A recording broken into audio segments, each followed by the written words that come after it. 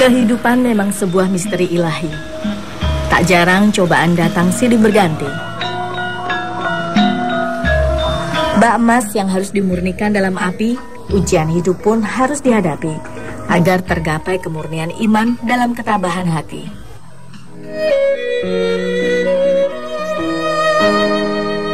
Sejak 5 tahun yang lalu, Wulan merasa hidupnya tak lagi sempurna.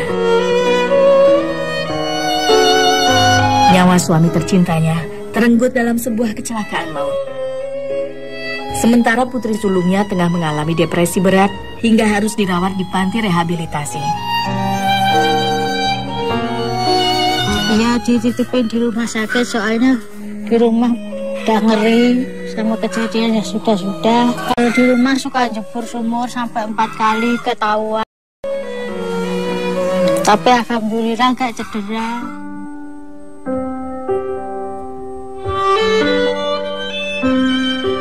Di sumur inilah Ais, anak sulung Wulan, telah beberapa kali mencoba mengakhiri hidupnya sendiri. Saat duduk di bangku SMP, sempat mengalami kekerasan dari sanak saudaranya sendiri.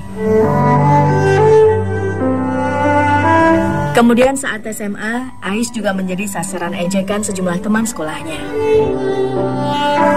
Ais 5 tahun yang lalu korban kekerasan. Kalau di rumah suka mecahin kaca, suka masuk sumur, terus suka marah-marah. Tapi sebelum korban kekerasan itu si Ais anaknya pendiam, penurut, anak soleh. Meski tragedi bertubi yang menimpanya masih menyisakan kepedihan mendalam, Wulan terus mencoba tegar menjalani hidup demi keempat anak-anaknya.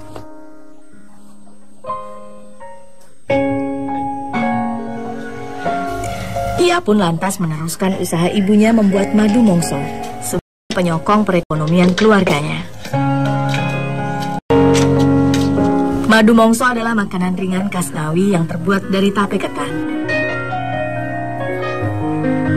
Jenis ketan yang digunakan adalah ketan hitam dan ketan putih.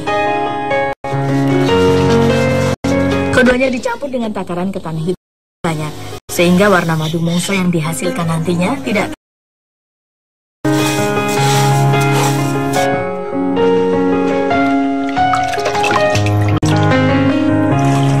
Kemudian direndam air selama 1 hari agar teksturnya menjadi lembek.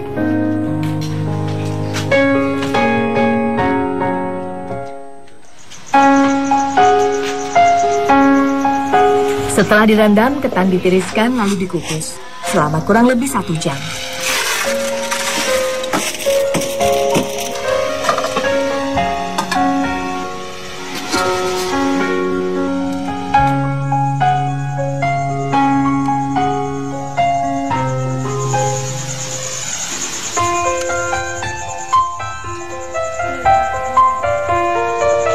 Setelah kenyal dan menggumpal, ketan kemudian diangkat dari kukusan.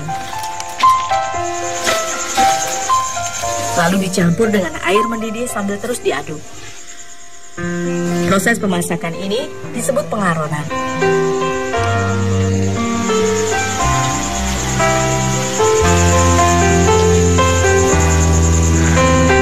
Selanjutnya, aronan ketan dikukus kembali selama sekitar setengah jam hingga air meresap sempurna.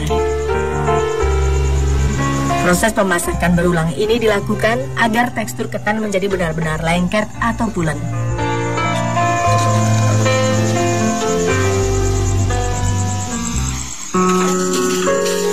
Agar tidak mudah busuk dan asam, ketan harus didinginkan terlebih dulu sebelum memasuki proses selanjutnya.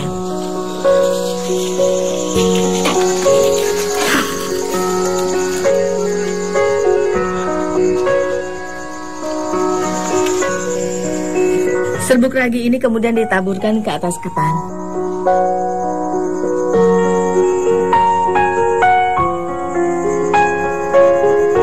Setelah tercampur merata, ketan lalu disimpan dalam wadah tertutup selama 2 hari hingga terfermentasi menjadi tape ketan.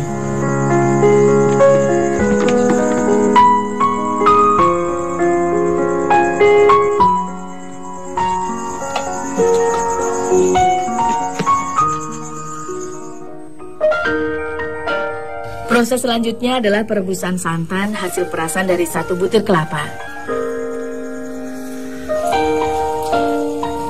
Setelah mendidih, rebusan santan kemudian ditambahkan 4 ons gula merah dan putih. Lalu dimasak lagi selama 15 menit hingga gula mencair dan mengental. Saat direbus, campuran santan dan gula ini juga harus terus diaduk agar tidak meluap ke permukaan wajan. Tugas ini biasa dilakukan oleh Bimo, anak kedua Wulan.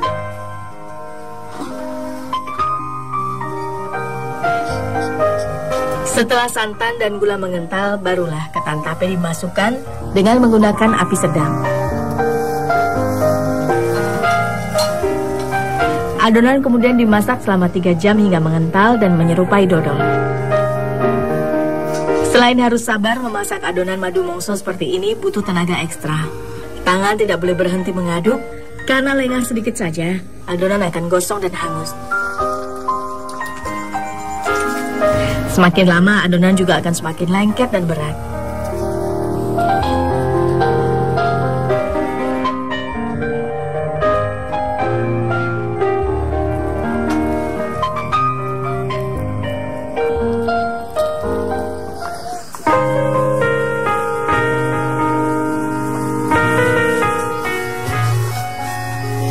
Tahap terakhir adalah pembungkusan yang dibantu oleh Mbah Sawitri, orang tua kandung Wulan.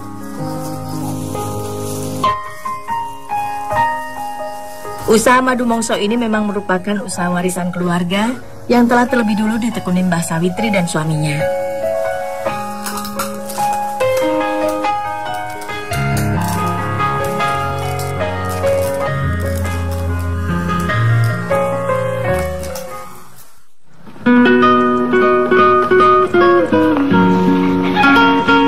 Edo dan Sandra, anak ketiga dan keempat Wulan, saat ini duduk di kelas 5 dan 3 SD.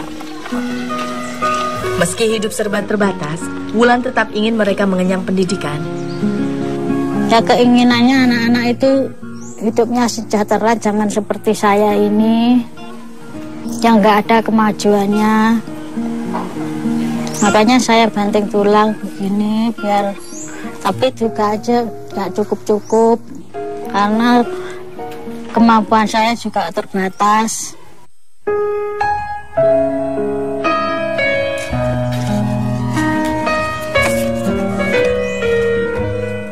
Demi mewujudkan masa depan anak-anaknya, Wulan tak pernah mau mengenal lelah.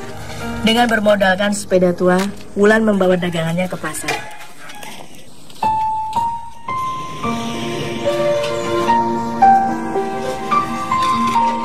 Di lapak Pasar Tepas Geneng, Kabupaten Ngawi inilah Wulan berjualan sejak pukul 6 pagi hingga 11 siang.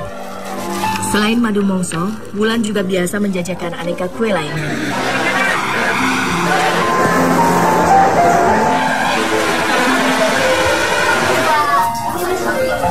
Madu mongso buatannya biasa ia jual seharga Rp7.500 per bungkus. Nah, kira madu mongso neng lagi? 7.000. 7.000. So kurang toh? Buatan 7.000 pas. Pas tenan. Pas. Ya wes, Siji. Keuntungan yang didapat tentu tak selalu sama setiap harinya. Jika sedang beruntung, dagangannya bisa terjual habis. Namun tak jarang pula dagangannya bersisa.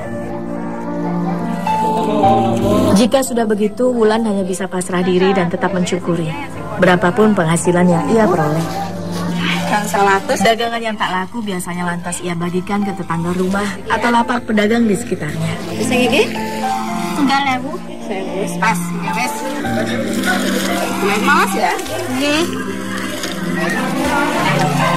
Penghasilan dari jualan yang tidak seberapa ini harus ia atur sebisa mungkin.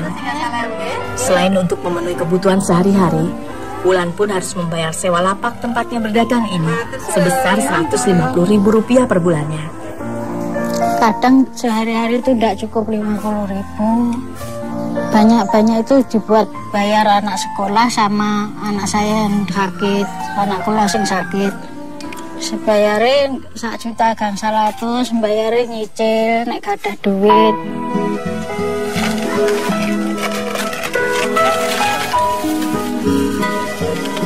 Untuk menutupi semua pengeluaran, tak jarang Wulan pun terpaksa meminjam uang ke sana kemari.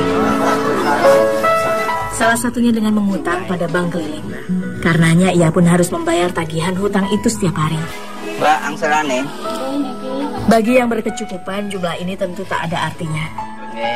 Namun bagi Wulan, lembaran 10.000 yang ia bayarkan ini sangatlah berarti untuk ia sekeluarga menyambung hidup. Kadang minjem duit, minjem belanjaan, belum kebayar, dimarah-marahin. Kadang nggak dikasih utang lagi.